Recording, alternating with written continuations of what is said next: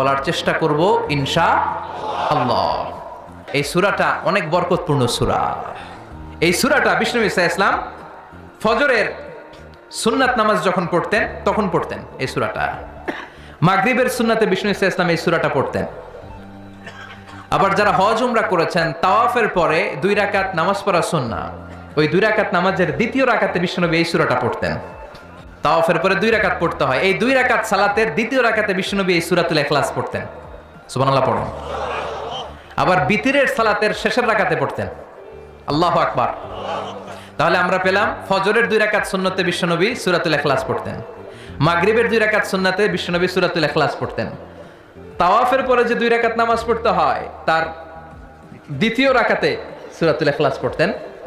আর বিতিরের সালাত, তাহলে বিষ্ণু ঈসা ইসলাম বিতিরের সালাতের শেষ রাকাতে পড়তেন, মনে আছে?